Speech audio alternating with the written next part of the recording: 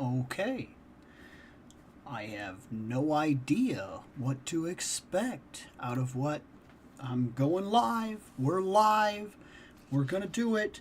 But like I said, I have no idea what I'm necessarily walking into. This is very unscheduled. Not that all of them haven't been unscheduled, but this one very much so. I'm still doing OT, working them 60 hours a week. It's something. It's something, but we're getting on here little bit by little bit. We'll run a small channel update here. Currently, channel-wise, I have one video that was just added today to start working on, and that is a comparison between the Super 7 King Conan and the Mezco King Conan to try to kind of look at them both and figure out what one is the better one to have in hand. So that's coming up. And then aside from that, I have the Ninjor chapter, because we reviewed Ninjor. He's got a video, so I've got to do that editing. And I am starting to do it. I've just started playing around with it today, actually. So you may have even seen one or two of them already pop up in the shorts. I'm starting to try to reply to a couple of questions, like when comments come up and whatnot. I'm trying to reply to them in shorts and give a more specific answer to certain things.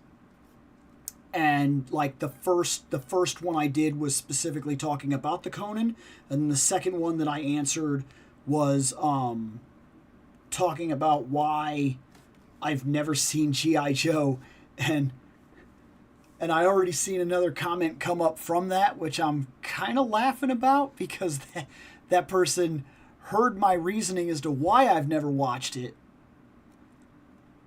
and is now seems to not be happy with the answer I gave, but it's the most honest answer that I can give. I have a weird relationship with G.I. Joes. I played with them as a kid, but I did not watch them. I can't remember what show was on that I was watching, but I remember primarily my watching pattern stuck to WB. And if I wasn't on WB, I was on Fox Kids. And G.I. Joe played on neither one of those. For me, G.I. Joe played on USA. And there were very, very few shows that I watched on USA. I watched Ghostbusters. And I think that was it. Like, I think that was literally the only thing I watched on USA. The USA Network was Ghostbusters. So I never watched G.I. Joe. I never did. And then I remember watching one episode in passing. Like as passing can be. Like, I think the TV was on, because I can only remember even one part of the episode. And then after that one episode, I didn't go back. I wasn't like, oh man, I've been missing out on G.I. Joe.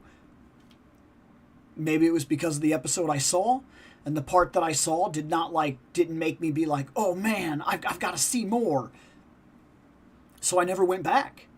I continued watching the other shows that I was watching. And then over the last year, I've picked up a couple of shows that I feel like I missed out on. Like, I bought the Thundercats and I bought a G.I. Joe, so I now have the two.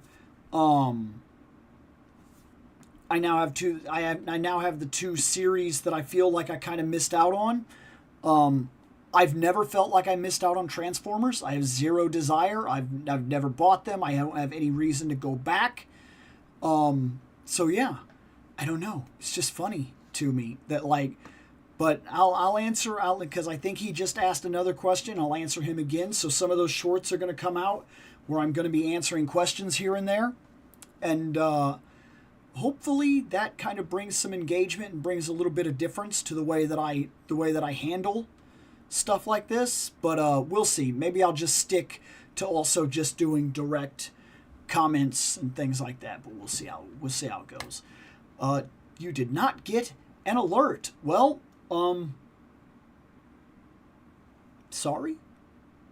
I've had a theory about how that happens with YouTube, if you want the truth of it. I don't know if I'm just grasping at straws, but like, I have often thought that the reason that people's notifications and whatnot get lost is because they follow a lot of things. Like, as you follow things, I think the stuff that you interact with kind of gives you notifications. But like, I don't know, because I know for myself, if I was getting notifications from all the stuff that post, I would never keep up with anything. But I've noticed the like 5 channels that I watch on the regular that I check in with daily, I get their notifications all the time.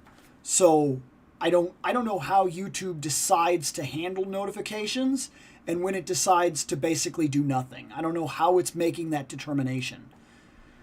Despite being familiar with G.I. Joe, I've never really watched the old show. It's funny because I've only watched the live-action movies. It's wild to me because I can't remember who he is or anything like that. Like offhand. Oh, there it is. Yeah. So I'm not going to say his name or whatever, but I'm sure you'll see the response. He's kind of like, there is no way you have not seen this show, but like, I haven't. And one could say, like he says, I feel like that's a personal choice at this point. And one could argue that it is. But I mean, I have a wife and I have a daughter, and most of my time doesn't go to myself because I also do this YouTube. And so between the YouTube, reading my books, going to work, working 60-hour weeks, having my kid, having a wife, and then taking care of the house, because that's also my responsibility. I have to do all the yard work and everything like that. So oftentimes, by the time I get home and get settled in, it's about like 8 sometimes. Like literally, like I don't even walk in my front door until at least after 6 o'clock anymore. And so then it's like, what do? Well, right now I'm watching all of Superstore with my wife, and we watch about 1 episode, and then we have to go to bed because we have to be up at like 4:30 in the morning to take care of a diabetic dog. So like, my life, even though I have these box sets, one of the things I want to do recently is I want to go back through Dragon Ball Z, but that is a major undertaking for the amount of time that I have. So yeah, I'm noticing we split the vote here on Jada and Marvel Legends, so we're just going to go ahead and do, we're going to do both. Because why not? Good news about Jada. This is going to be very simple. I have 1 item. 1. That's it. Just 1 toy. We have opened everything else from Jada. So,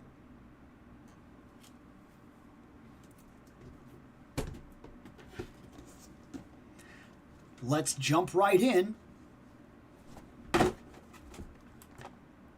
Sagat. Street Fighter. Jada. Oh yes. Look, I know that Storm Collectibles is now doing a line that's comparison to this size, and that they just released him too. I don't have a comparison, and I do not feel the need to buy another Sagat. I'm pretty sure I'm saying his name right. I've heard other people use a different pronunciation for his name, but I'm pretty sure that I'm going to stick with the one that I say. But I've seen the Storm Collectibles one, and it's not that it looks bad, but like, I've got all of Jada. Like, all of it. Why wouldn't I just continue the line that I'm already in? I mean, I trust the line. They haven't done a dud yet. this is it, man. And this is the biggest cabinet that they've given us, which means it'll be the biggest background that we've got, which will be pretty cool. And I need to go through this cell here soon and figure out what it is that I'm missing, which I don't think is too much, honestly. Right now, I don't have the evil Ryu because there's been no reason for me to pick one up. He's kind of cool. I'm not gonna badmouth anything, but he was an exclusive, and I don't know what kind of money it would take for me to get my hands on him. So if I never get him, I don't really necessarily care. What I want is the main actual cast. We've already got Ryu. They need to release E Honda. They need to release T-Hawk. We need Balrog. We need Zangief. Is that... Oh, and Akuma. Is that really all there is left? Man, they have been dishing these out. Sagat. Sagat, to me, in the original Street Fighter II, was a bigger problem than M. Bison. Substantially. I got to Sagat over and over and over. And he was the determining factor. If I could beat Sagat, I could beat M. Bison. No question, I was going to rock him. Maybe it'd take one. Most of the time it took me one attempt. Maybe it was 2 or 3 attempts on M. Bison. Once I got past him, I was home free. This guy was the stopping point. He felt like the actual boss of the game. He was mean, and he had a counter for everything you could do. If you were jump kicking, well, here it comes. Here comes the uppercut. If you were standing back, well, here comes the fireball. And if you got low, here's the lower fireball. So it's low tiger, high tiger, low tiger, high tiger. You jump that tiger, and before you knew it, here was the tiger uppercut. And if you were coming in like this and you were keeping your ground where you walked in, you blocked, you walked in, you blocked, and you got up close and you were ready to fight, here comes the knee. Oh my gosh. Dude, he would just wreck you, and there was nothing that you seemed to be able to do about it. And of course, because the game cheated, which I didn't know at the time, he was always aware, it seemed, of what you were doing. If you were jumping, here came the uppercut, guaranteed. If you were hanging back, here come the fireballs, guaranteed. If you were too close, here come the knee, guaranteed. His timing was always immaculate. He was always landing them. He was a problem. But if I could get past him, I knew I could beat Bison. I knew it. Also, it was cool to learn that the scar was caused by Ryu. Like, that's a little bit of, like, story that I simply did not know growing up. When I was growing up, I hadn't really researched any of it yet. I saw the ending little movie, and that was all the story that I had on any character that I ever played. It wasn't like that. We didn't have, like, comic books and everything else at the time, not the way that we do right now. So, like, I didn't know until later what was going on with this guy and why he had the scar at all. I just thought it was a cool character idea. This guy is huge. He is easily the biggest one they've done so far. So, let's open him.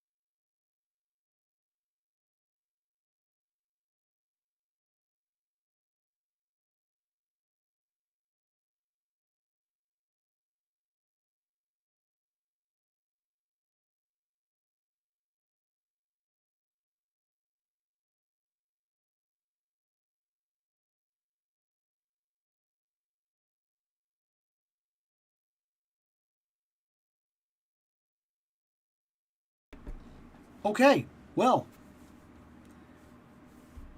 here's a tiger.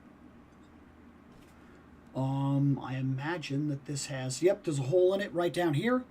So there's the tiger, there's the stand. He can now shoot tigers all the time, regardless of what you are doing. This has a really cool effect, and I doubt that it's going to come through on the camera too much, but like, if you notice, like, everything's clear except for the very back almost has like an effect because of this, I'm sure, but it really looks cool when you're looking dead at it and whatnot. Here's his big open hands. Here's his angry, super serious face. And he actually, they detailed a scar right up here on the head as well, which is really cool. Like, they go so far out of their way. Like, and so here he is. We got a scar on the neck, which I was actually unaware of, if you want the truth about it. I don't see scarring on the back. He's got deep butterflies, which is good, because he actually needs to be able to... Yep, he needs to be able to kind of like this, because you got to get that. You got to get that. If they gave him the oh, that's how they're going to get you to buy another one. The laughing face. We got this face right here, and then we got this face right here, and neither one of them are the laughing face. So he can't do his victory pose where he crosses his arms and laughs. We can't do that. Otherwise, this is a huge figure. I mean, he's big, but he doesn't feel big like Marvel figures feel big. Like when you have the Hulk or something like that, and he feels like he doesn't move as well as the other figures in the line. I mean, look at this. All the way back here. I mean, dude, Jada, they are making martial artists. And because they are making martial artists, they want their martial artists to be able to do martial arts posing. And they're making sure of it. Like little things like this, like this rising knee here that he can get, like that's a lot. For a guy this big to be able to lift that foot all the way up, get that knee this high up into the air, that's a lot. I mean, it really is when you stop and think about it. There's more than enough movement in terms of side to side. You gotta hand it to him, man. I do not understand how they can continually knock it out of the park with every single figure that they do. He doesn't feel stiff. There's nothing here that feels like he doesn't feel too loose necessarily, but he doesn't feel stiff. He's got that neck, so he can easily look way up and he can look way down. And he's going to look down on people because they are not as big as he is. Case in point, here's him. Here's Cammy. Like, they weren't joking around with the scale on these figures, man. They are right. How big are you? Like,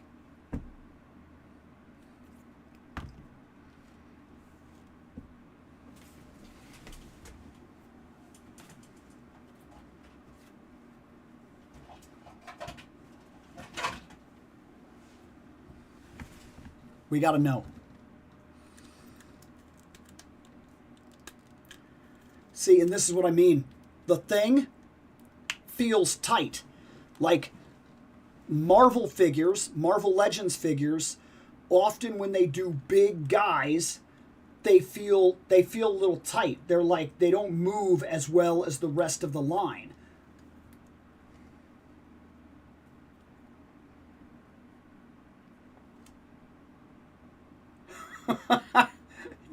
You are taller than the thing. Okay? Okay. I don't necessarily hate that.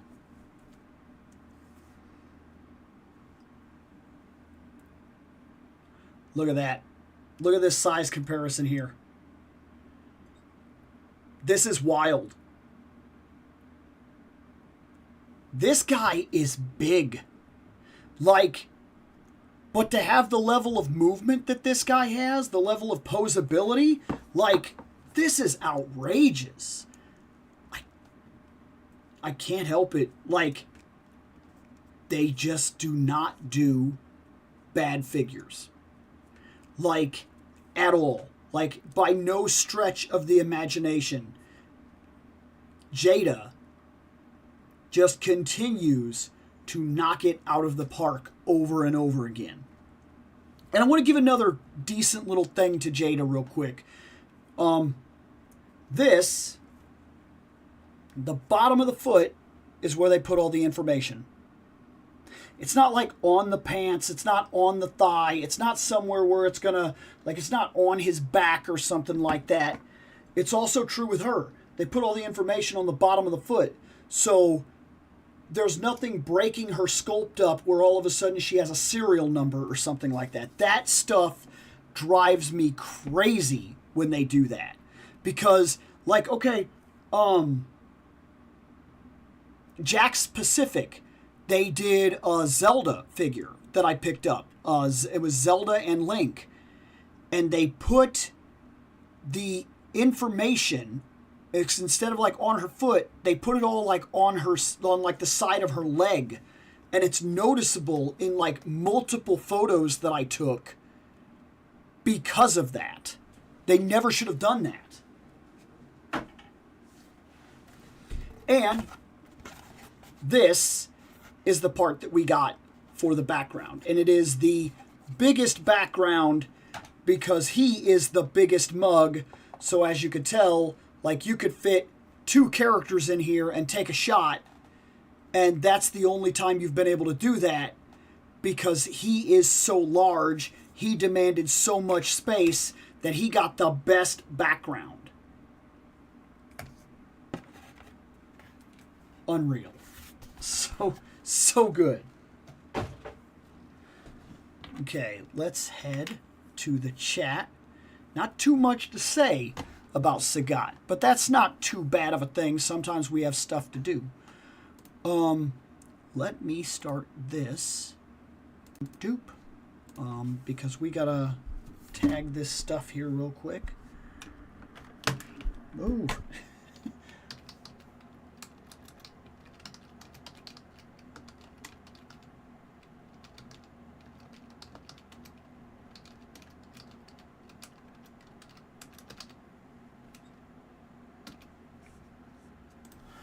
Okay.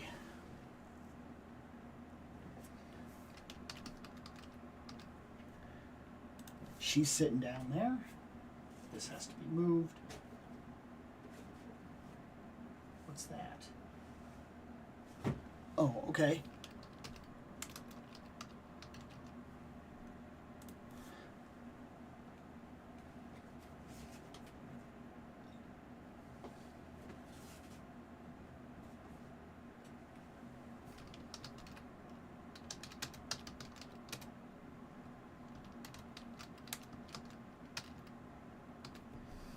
And that leaves me with one. Oh, sure.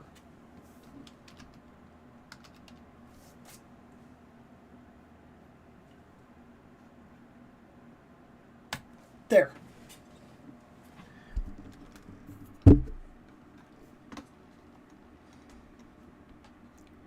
Okay. So I fight with myself about that. I actually like Kai. I like that it cuts down a lot of the extra stuff because, I'm going to be honest, I love Dragon Ball Z, but I've actually read the books more often when I feel the urge to go back through Dragon Ball Z. I read the books because there's not a bunch of extra stuff. And I'm half and half with this. Sometimes I like all the extra stuff because I want more character moments. I want more interactions. more things to shine. I want more interaction between characters that we often don't see. I want Chi-Chi to be a part of the story and whatnot. I want these kinds of things. That way, when bigger events happen, it means so much more because we spent so much more time with these people. But, at the same time, I have seen Dragon Ball Z many times. And sometimes, it is nice to think that I can pop in Dragon Ball Z Kai and see exactly what it is that I'm waiting and wanting to see. But instead of sitting through 36 episodes of the Saiyan Saga, I could get through it in 13. And the book is like that too. If you've never read the manga is quick about it. It is moving from event to event to event, not stagnating on one thing and like throwing in a bunch of extra stuff. Like, filler is what it is. It's filler, and Dragon Ball Z Kai removes a lot of it. But there's another added reason that I kind of like Kai. The translation for Kai is way, way better than what it is in most of the releases of Dragon Ball Z. Just that first interaction between Vegeta and Goku, when Vegeta's standing on the mountain and they're talking, if you go back and watch the Japanese and see the text as to what they are actually saying, then you go listen to like the Ocean dub, the original Funimation dub, and things like that. It is, that's not what they're saying. Like, it's a bad translation, and it actually ruins part of the character dynamic between these two men to have that wrong. But in Dragon Ball Z Kai, the conversation is pretty much exact. They have to change a couple of things because when you translate, especially into a different language and whatnot, and just a different culture in general, some of these nuances have to change a little bit. But like, Kai has a better translation. It's much closer to what was originally intended. So I fight with myself about which one of those that I like to watch depending on my situation. Dude, he's so good. He's so good. Hey, what's going on, man? Currently, looks like we're sitting with Iron Man and Marrow are sharing. They've got the vote tied right now. See how that goes.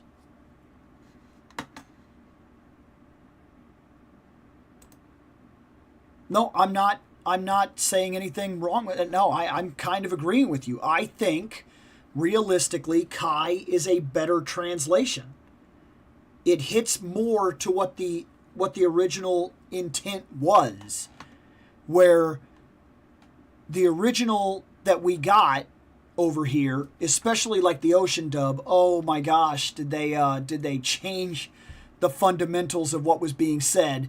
And then the Filmation really didn't do too much better, in all honesty.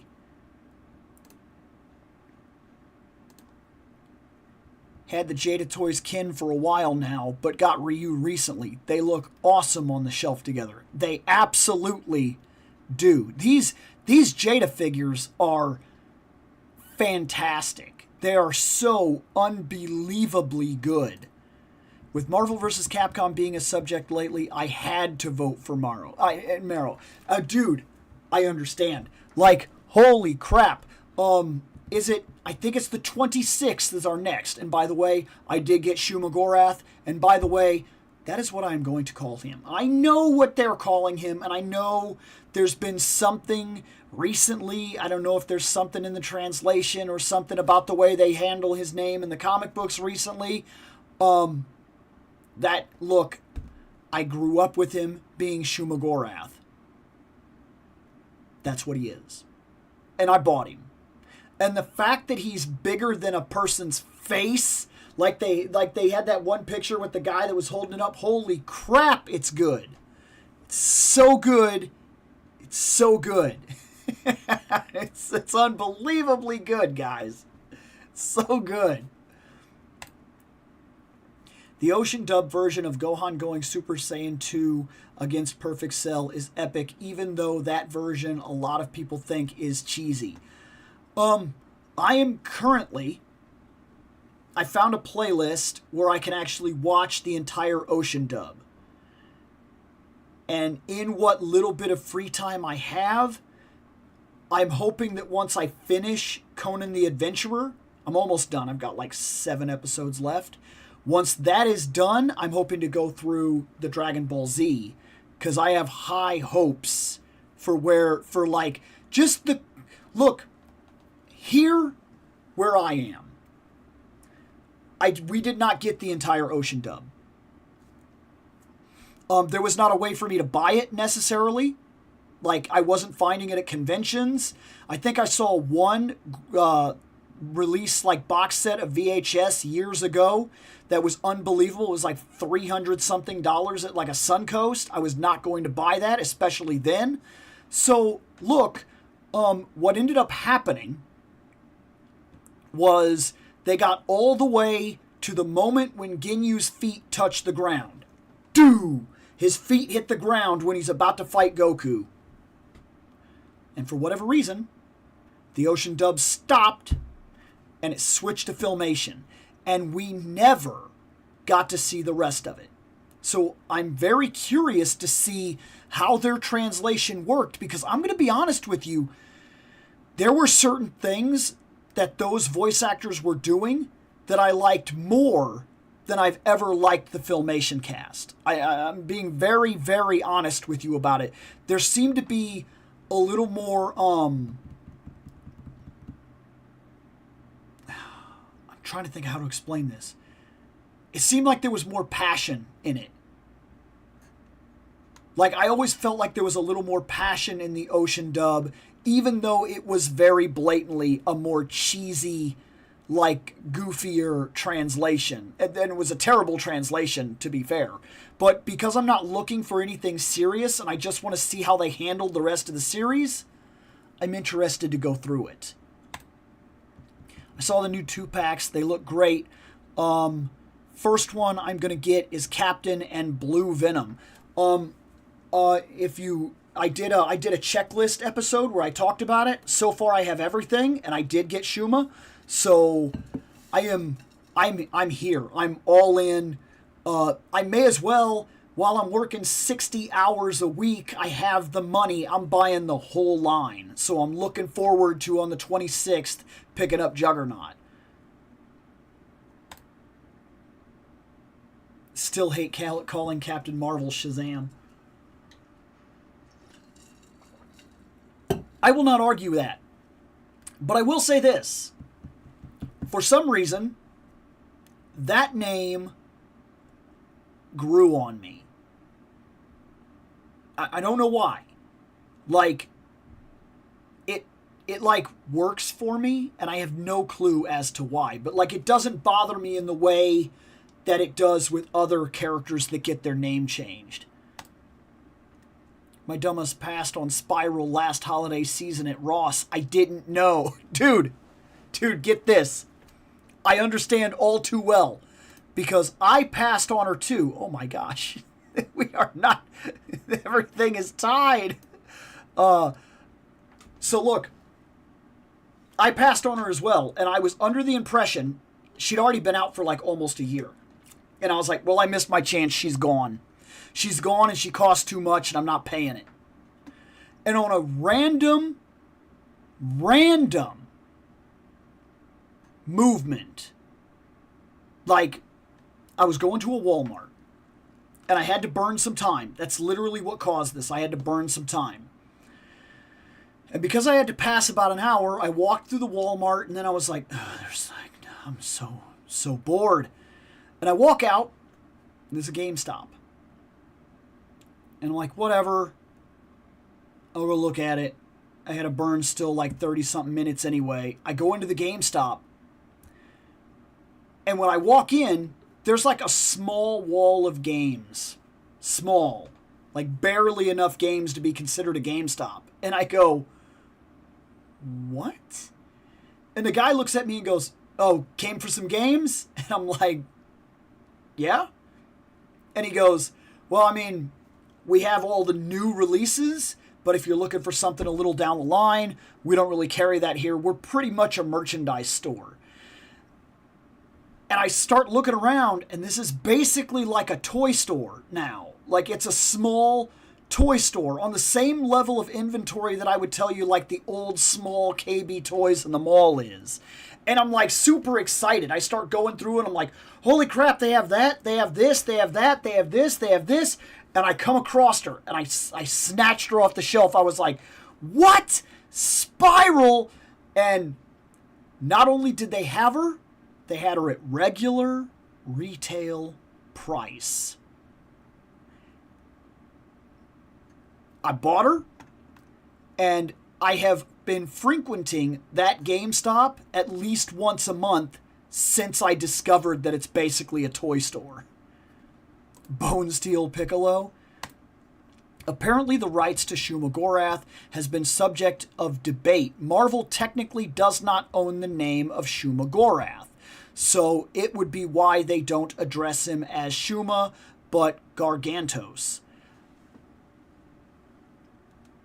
So it's a licensing problem. And look, licensing is complicated. It's a big pain. Until I am basically forced to change what I call him, to me, he's still going to always be Shuma. That's why in Doctor Strange in the Multiverse of Madness is referred to as Gargantos, despite clearly looking exactly like Shuma. Yep, licensing issue. Ocean Dub was kind of effed over in favor of Funimation. Yeah, sorry, I think I've been saying Filmation. Funimation. And then the 2001 Ocean Dub got to finish the show's dub. I did know that they got to finish it, but it was not broadcast in my area, so I never got to hear them finish it. And I've always been curious how their stuff went. Like, I am legit curious. I'm looking forward to watching it. I got the entire set of 6-inch Spin Master Superman 25 movie figures. Okay, I got the entire set of 6-inch Spin Masters Superman 25 movie figures. Like is awesome for the price, and the kaiju is better than McFarlane's.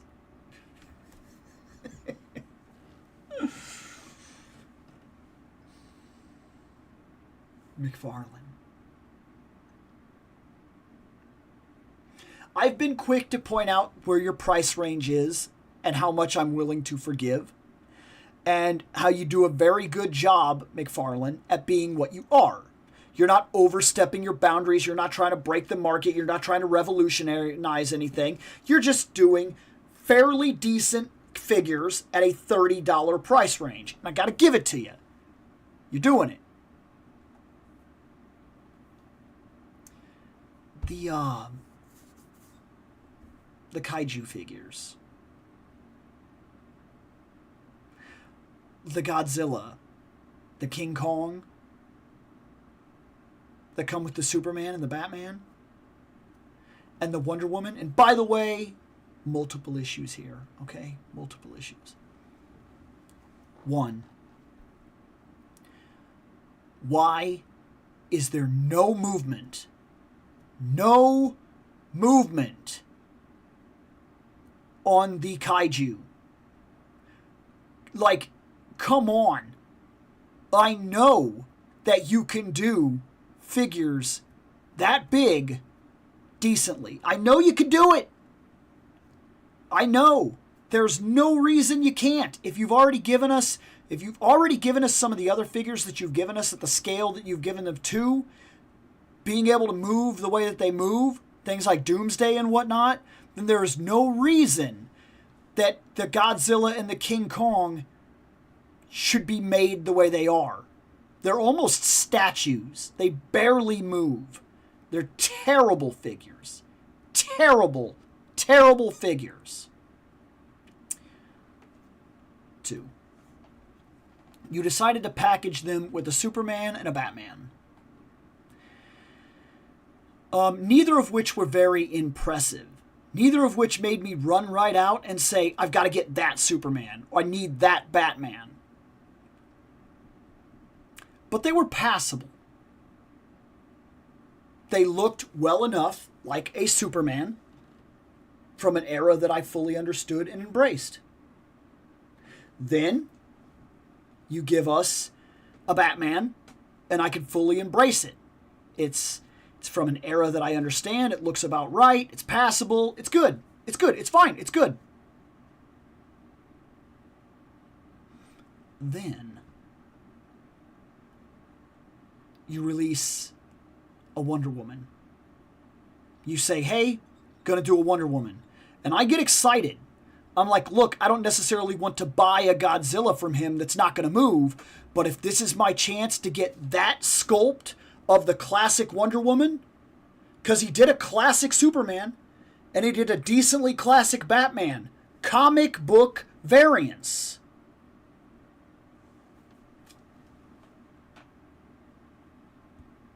Then he releases the Wonder Woman. And it's very much movie Wonder Woman. Why? Like, why? What? I never got that Wonder Woman. Either of them. Either of the paint schemes. And I thought this was like my literal chance to jump in and get my hands on a Wonder Woman, like from the sculpt that everybody's after. And I thought, hey, I don't necessarily want that, but like, here's my chance. I'll get the Godzilla. If nothing else, I'll give it away. Somebody wants it.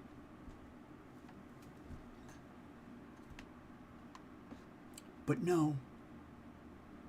You decided to go with movie Wonder Woman. For no discernible reason. I don't get it.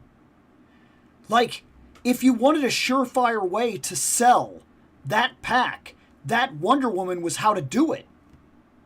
And also, going a little further on that Wonder Woman in general, you also decided just to not finish the video game line.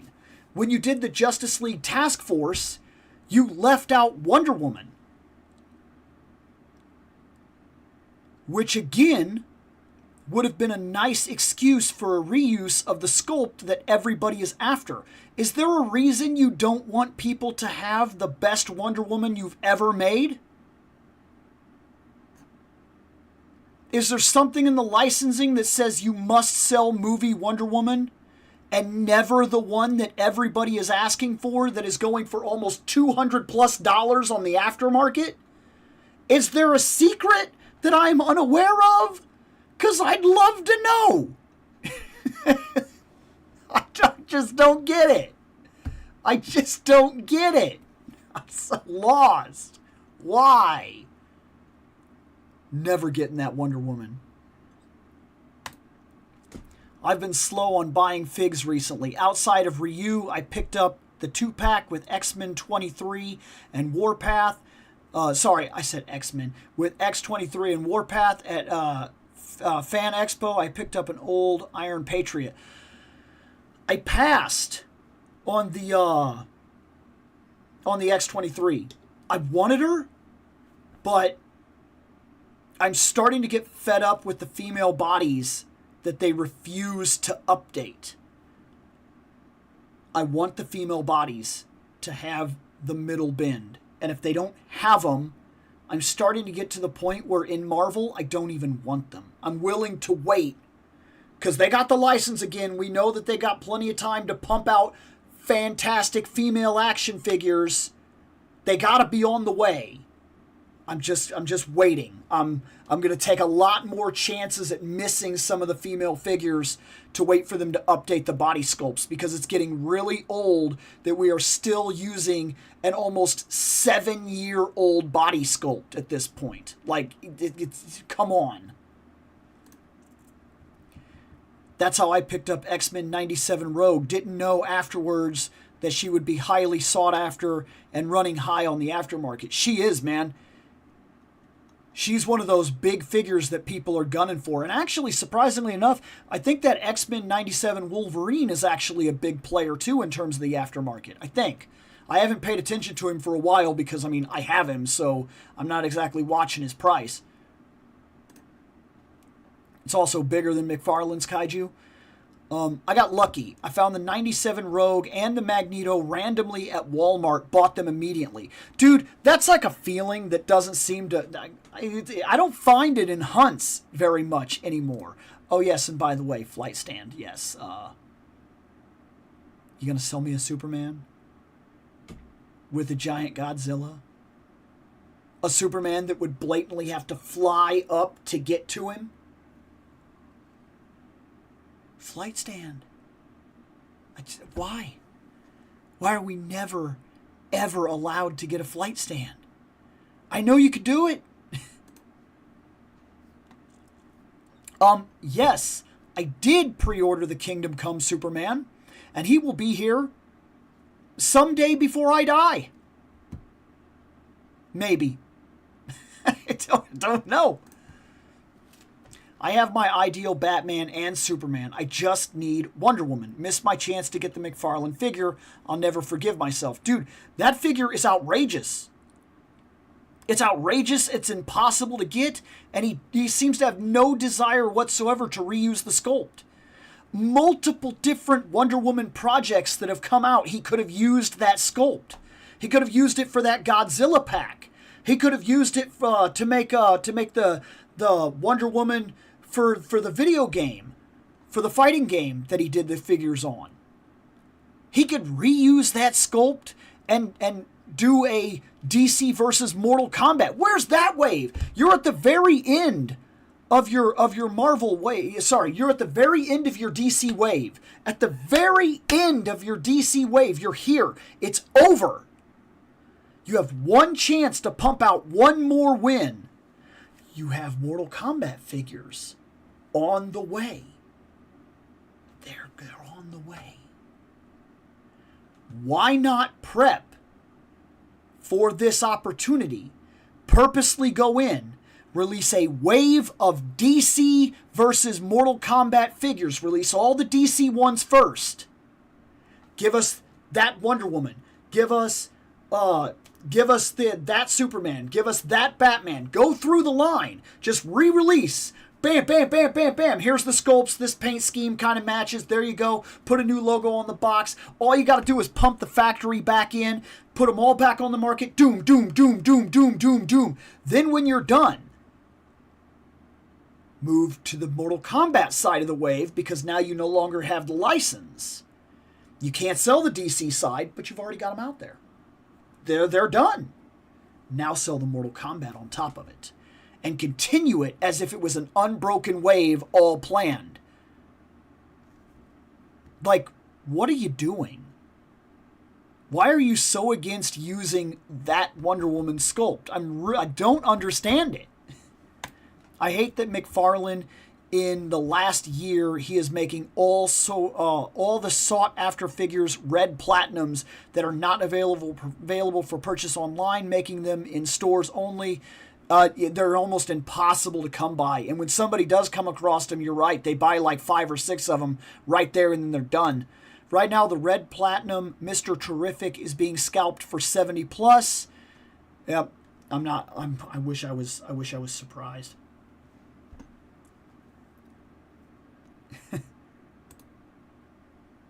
Dude, I just don't. He has excuse after excuse after excuse to do what he can do. Oh, okay, somebody actually won. That took real time for somebody to win.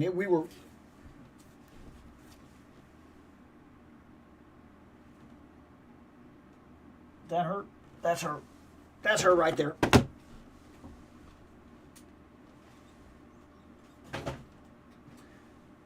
Put those back. Bony lady scrapes head. Dude, surprised it took as long as it did. You want the truth of it.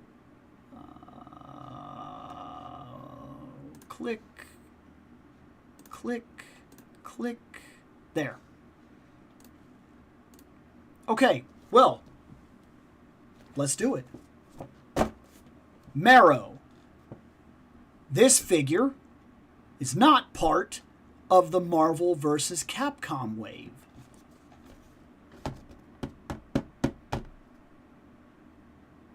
Yes, it is. Guys, I had a feeling when they released the cable, that's when I started wondering. They released the cable, and I said, he is awfully close to the Marvel vs. Capcom cable. Is that? That's got to be a coincidence. Then they start releasing offhand things that are very blatantly from Marvel vs. Capcom. This. Then they go out of their way when they showcase her, and they showcase her in the specific pose from that fighting game. And I'm like, okay, something's going on. They're gearing up for something. And before we know it, we've got a couple of people that are very blatantly Marvel vs. Capcom characters. And they just happen to be jumping into this Marvel vs. Capcom thing at the exact moment that the Jada Street Fighters are taken off. Kind of using another company to promote what you're about to lay down. Then comes the best reveal I've ever seen. I'm talking, I don't care. That is the best pulse they have ever done. And I've heard people argue, well, this is actually from X-Men versus Street Fighter and yada. No, they're not. No, they're not. They're all from Marvel vs. Capcom 2. All of it. The whole wave. You can argue whatever you like. It's all representative of Marvel vs. Capcom 2. He even said when they started the pulse that they were going to take us for a ride. Come on. We know what they're doing. Every single 2-pack that is being released is very blatantly a match that you could set up in Marvel vs. Capcom 2. Like, come on. We know what it is. And other lines that didn't get the Gamerverse title, but like, what else is she supposed to be? Why else at this point in time would they release this character in this style, able to do that pose, holding those weapons? Like, they had to make these bone things. We all know they don't like to make new stuff. This is one of those lines that's existed for a very long time and has lived off reuse for a very long time. I'm not gunning after them for that. Here's the truth of it. All lines use reuse. All of them. It takes time sometimes for them to get there, but they do. And sometimes the reuse of one line is so severe that it basically paves the way for them to be able to use independent sculpting on another line. Take, for instance, somebody's favorite line right now.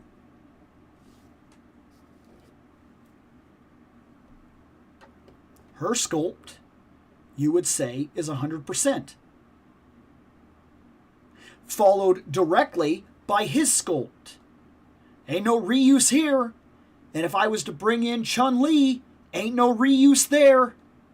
You could argue there's reuse between Ryu and Ken, but like, they're literally a reuse in the game. So like, we let that go. But Fei Long is not using a bunch of reuse from either of those two. Like, and DJ doesn't just have Fei Long's pants painted different. They're going out of their way. So what is it that's clearing up the space to allow them to do that? Well, they have another line running at the exact same time. This is just a theory, but hear me out. Say you had another line that was running at the exact same time as your Street Fighter line. And you know your Street Fighter line is going to be difficult because almost every single character has to be independent sculpt. how are you going to bring in the money to guarantee the budget for that line? You would have to produce a line with nearly 90% reuse and not get cold on it. It still has to feel like everything you're putting out is right on top of your game, because you now have a reputation for being the guys. Do you know how you do that? Because I think I do. And I think I've opened literally every single one of them so far on this show.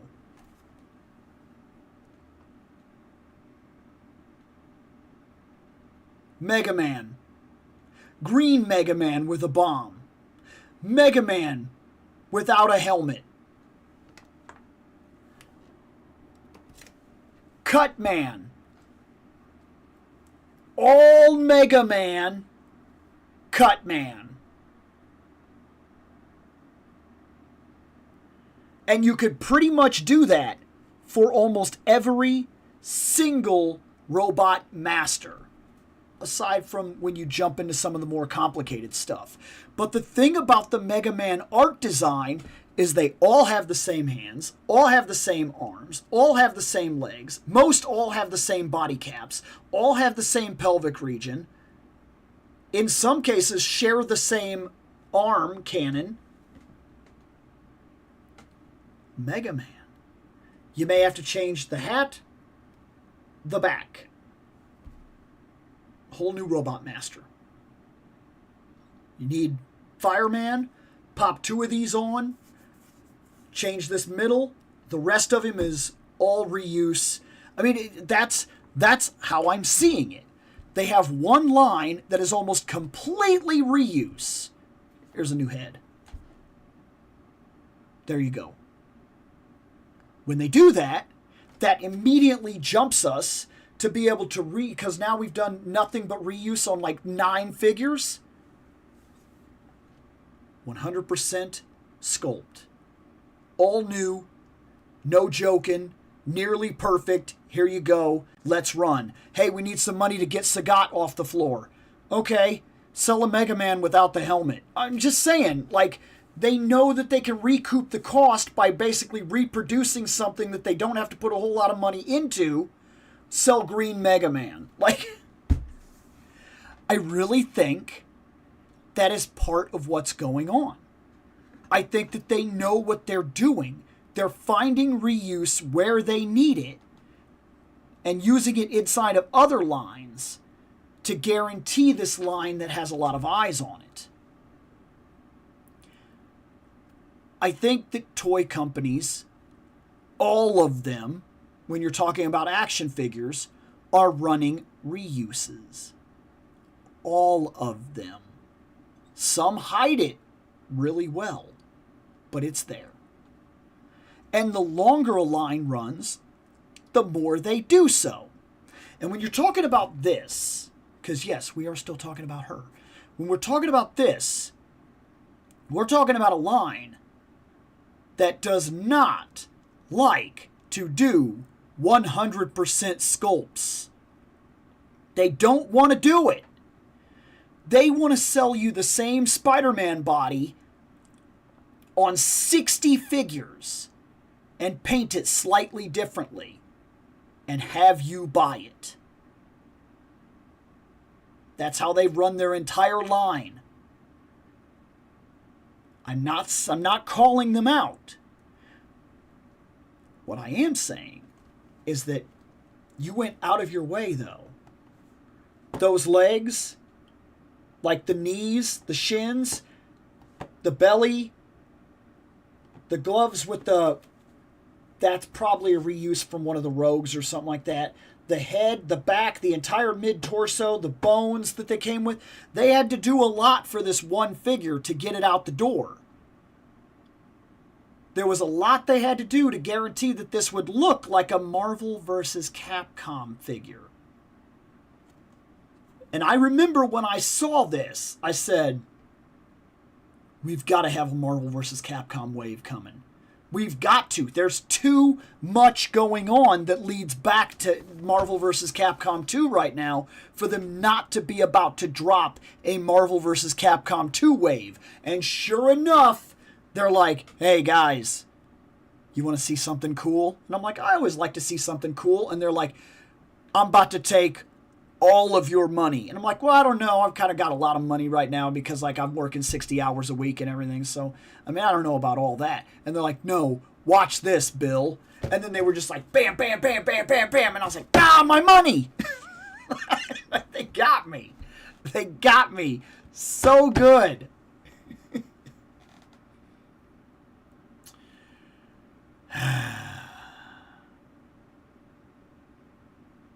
To be fair, though, I'm not complaining. I have not bought an entire wave of Marvel Legends, like, since... Oh, I think I bought all of Wave 1. No, I didn't even buy all of Wave 1 X-Men 97. So even before that, I have not bought a complete wave of Marvel, like every single character in a wave,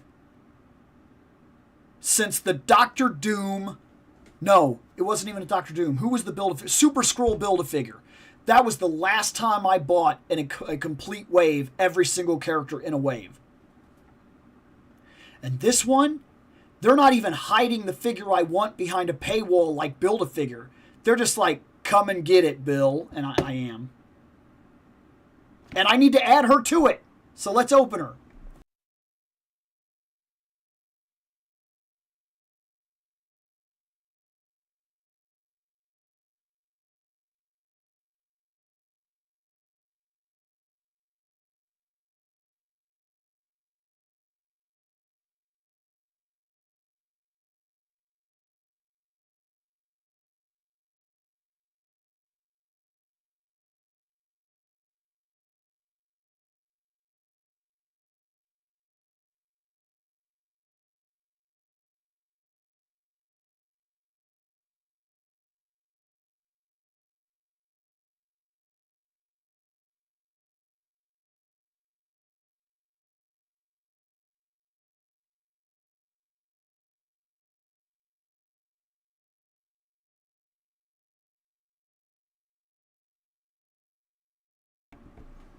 Okay.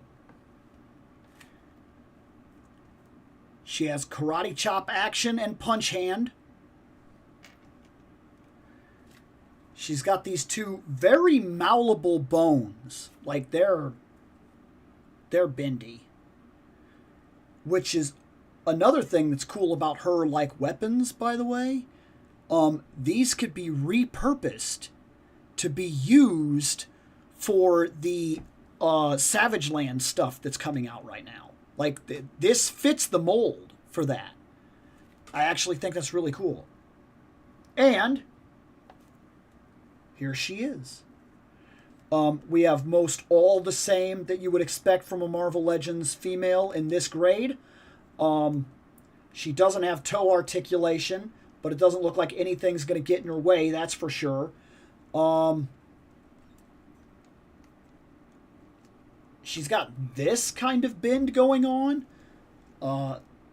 Not too much on this. Her neck has a lot of movement, though, because her hair, she has the kind of hair that doesn't get in her way. I love that back. She's super unique for being what she is, regardless of whether or not they had any other intention. The only thing she is really lacking that you wish you had, at least as far as I can tell, it almost feels like there's a bend here, but I'm having trouble. If it is there, I'm having trouble accessing it. Like, yeah. No, I don't think that's a bend. It felt like it, but I don't think that it is. I think that her torso here is solid, for the most part, but like, you can't blame me for thinking, because it even, like, there's even a little gap here, but I don't think it's actually meant to move around too much. Her color separation is solid. Not that you expected it to be all that different, because really it's just the green in with the blue and everything. Her colors are very good, though. The face, once again, solid. Most of the faces from this line are actually really good, though. The bones don't move, so what they are is what they are. And she, of course, has the hands that can easily hold these bones. I don't foresee any kind of problem with that. Her hands are even, like, very rubbery in general, so, like, they're very easy to open and manipulate and get the bone in there and everything. See, we're not going to have any problems. If I specifically remembered the pose, I know that she can get into that pose.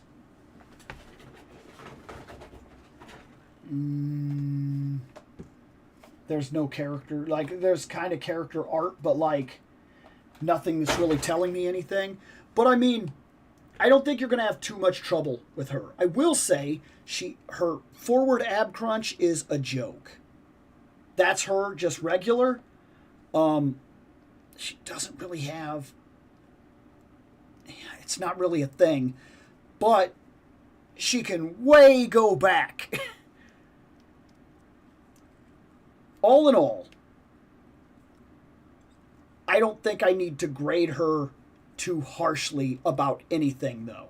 Because realistically, I know that they've already showed me, I just have to look the pose back up, that she can do the pose. And that's what I want. I just need her to be able to move. And she moves fine enough while still holding the same problem that all the female bucks in this line have been handling for like the last, it feels like 7 years. They got some fantastic butts, but because they don't want this to be broken up, like you can't do anything. There's a reason everybody went crazy for that Black Widow. It's not a mystery why everybody thought that Black Widow was one of the most amazing things we had ever seen. Because in all honesty, while that Black Widow, and I've still yet to ever have her win one of these episodes, so I have not opened her yet. But I can look right at her and tell you why people are excited about her. They're excited about that Black Widow and that new Jean Grey and whatnot. And for that matter, the Warbird that went crazy off the shelves that I could not get, Ms. Marvel. The reason that people are so excited is because on a Marvel Legends female buck, that feels like the best character ever released. Like, we don't go crazy like that for some of the Spider-Mans that get released. And that's pretty much what creates the movable bodies. Let's be honest about it. You release a new Spider-Man, and that Spider-Man becomes the absolute bulk of the wave. Pizza Spidey. Okay, let's make a Daredevil. Okay, let's make a Quicksilver. Okay, let's make insert here. Deadpool. Like, anybody. Oh, new Spider-Man? Guess what? It's time to re-release a whole bunch of guys, because Spider-Man pretty much sets the buck trend for the entirety of the male line. Oh, new Spider-Man parts. Less run characters again. But the girls don't really get that. Look at the Spider-Gwen that just cannot pose for nothing. Like, you really have to work your camera angles and play around, because you're talking about a Spider-Woman character, a Spider-Man-esque character. No lower bend. Like, that destroys swinging poses and things like that. They can't move. And you know what it's funnily, that's a word now. You know what it's funnily comparable to? Ninja Turtles. Most Ninja Turtles have shells. And let's be honest, they don't move well. Like, you got a lot of arm movement, neck movement, leg movement, and you desperately need that movement because the shells, most of the time on most figures, don't move at all. So you're not going to have them like bending forward necessarily or whatever. You really got to rely on the arms and whatnot to create like, and kind of like move the leg to create like the poses you want to get away with. You're just not going to get very much. You know what you're stuck with. The entire middle portion is stuck in place. And female figures from Marvel Legends have this problem in spades, to the point where I have actively avoided picking up a lot of female figures under the assumption that at some point they're going to remake them all on the new buck. I just gotta wait. Unless it's somebody I really cannot pass up, just gotta wait. They will release a new, more modern, able to bend in 100 different ways Gwen. It'll happen. Give it time.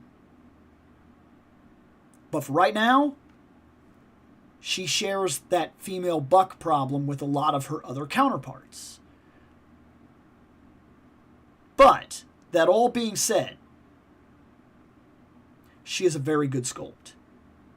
Like, this does work for me. And I'll admit that had they given her that mid-torso crunch, I don't know how this belt would have played out. Like, it is really cool. It's done very well. I'll mess around with her, see what I can get out of her. I think she's as solid as we're going to get for most of the girls in the line.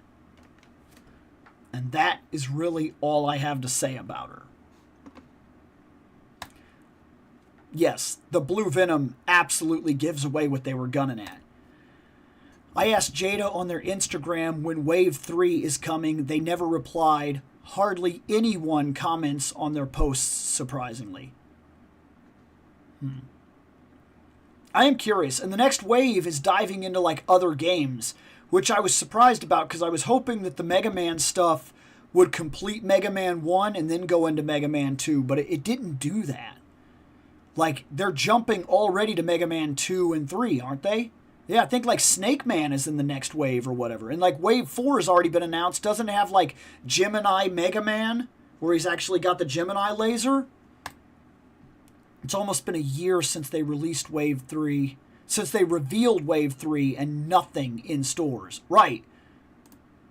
Hey man, what's going on?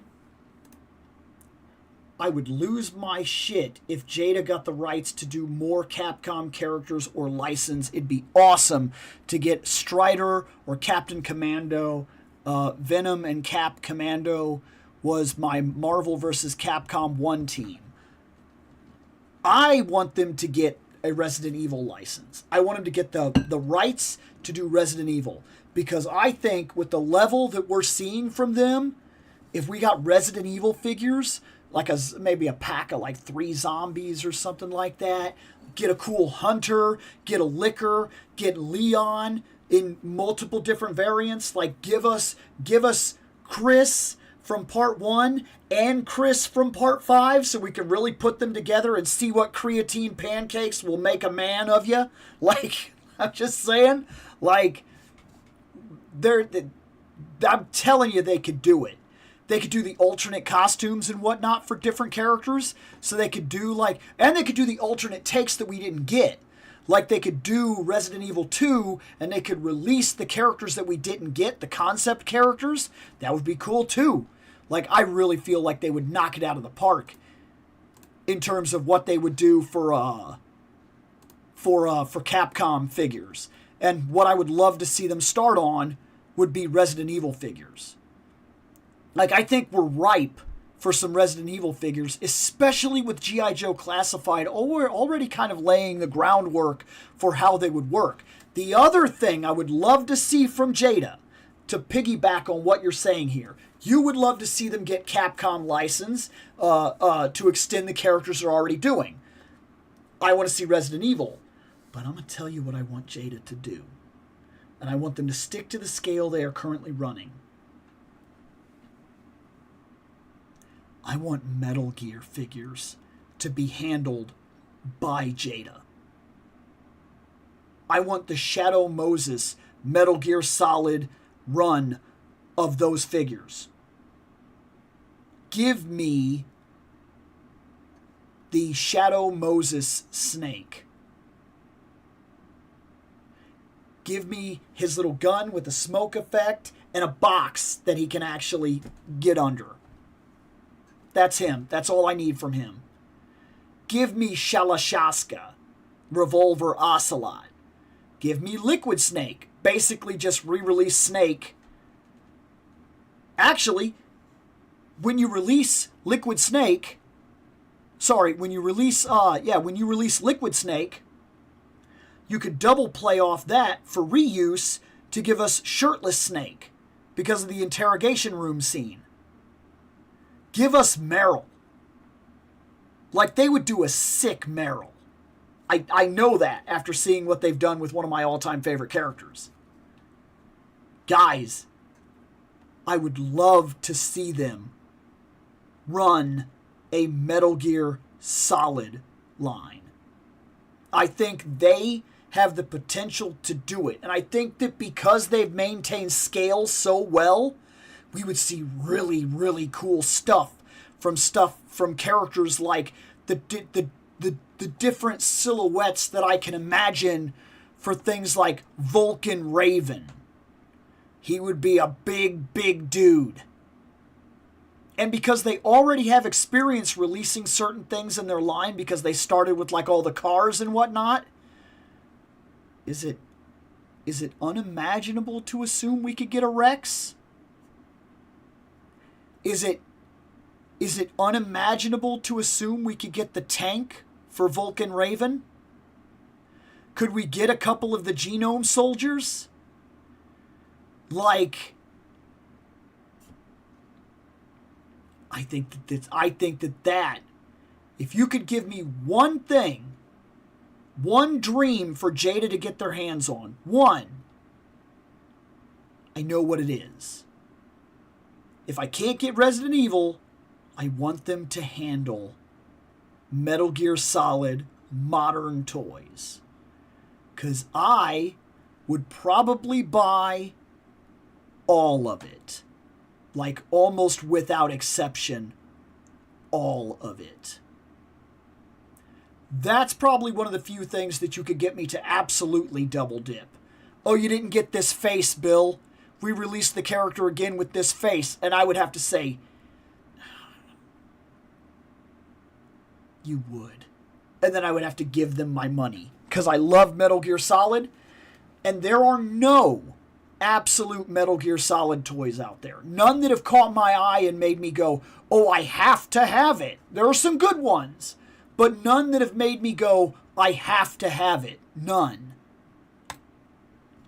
Hopefully Jada does get more access to Capcom characters. There's specific exclusive fighters for Marvel vs. Capcom 2, like Amingo, and wouldn't be opposed to Jada getting their hands on the Darkstalkers characters. That would be cool. I hadn't even considered the Darkstalkers stuff, but yeah, you're right. You're absolutely right. And I'm curious, once they finish with like stuff like this, are we going to go into other Street Fighters? Like, will they do an Alpha line? And could we get Killer B? Like, things like that. I'm very curious, like, how far they're allowed to go with the licensing that they have. Are they choosing to follow through and finish all of Street Fighter 2 because they have the Street Fighter 2 license only? Or was that a creative choice to finish a line? If it was, I'm not going to fault them for it. I'm happy for it because, like with Mega Man, I was hoping we were going to go part 1, part 2, part 3, and we didn't do that. We went part 1, and now we're just jumping all over the Mega Man category, and now I'm kind of worried where it's going. Like, how long will it take to put together some Mega Man stuff and complete even one game if we're jumping all over the board? I don't know. Absolutely having some Resident Evil figures would be dope. Jada would make awesome Tyrant figure. Just give me Tyrant 1, OG Mr. X, Nemesis, G-Virus, Birkin. I'd be set. Metal Gear Rising Raiden would be sick. Yes. Actually, Raiden. Apologize. Watch Mojo as a top 50 darkest Power Ranger moments. Did I watch that? I feel like I watched that. I can't remember for sure. I'll go look. Because I don't watch everything that Mojo posts, but like sometimes they release some good stuff, and I feel like that one would have hit my watch later list. I'd buy a third Strike Wave. Yeah, really. Like, I'm very interested to see how far their Street Fighter license goes. Would be nice if Jada did Mortal Kombat Classics 1 through 3 so the scale would match their Street Fighter characters. Yes, 100% agreed with you. That would be great. Because right now, the Mortal Kombat that we have, arguably the best Mortal Kombat figures that we can get there at an affordable price, that would be McFarlane, and his stuff is too big. And if you want to leave McFarlane, the stuff is still too big, because now you're going over to Storm Collectible, which very much builds in like the 7 and 8 inch category, which also makes them too big. And, on a personal opinion, too expensive for what you are buying.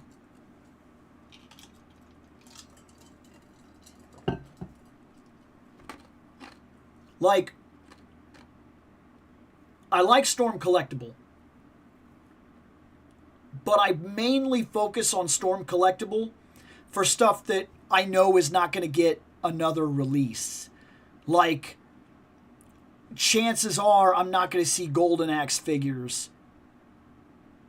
and especially that level of detail, from anybody but Storm Collectible. And I still have one figure left to finish that of the stuff that I care about. Unless they start jumping into the other games, because there are some other hero characters that I would like, but they haven't jumped into the other games. But I would love it if I could get my hands on Axe Battler, because I still don't have him. And the pack that I would have to buy to get him is like $200, because they include some skeletons and a dragon that I already have. And I don't need a different color dragon, and I don't need their skeletons, because I'm going to be very honest with you. The skeletons that I got from them already, I was impressed at first. Then I did some photography sets. Storm Collectibles skeletons, at least the pack that I bought, they look cool. They're trash. They won't hold their weapons. Their hands are flimsy. They fall over real easy. Like, they don't hold action poses very well. They're kind of trash. I mean, they're still on my shelf. I like them. They're Golden Axe figures. And they do what I need them to do for the most part. But like the Lizardmen skeleton, they're, the equipment that they came with, like, doesn't fit them. It almost feels like it was made for something else. It doesn't work. It's not very good. It kind of bothers me, if you want the truth of it. But it's about 8:20. I am running out of time because with all the OT and everything, we didn't get through too much. In fact, we only opened 2 figures, but that's okay.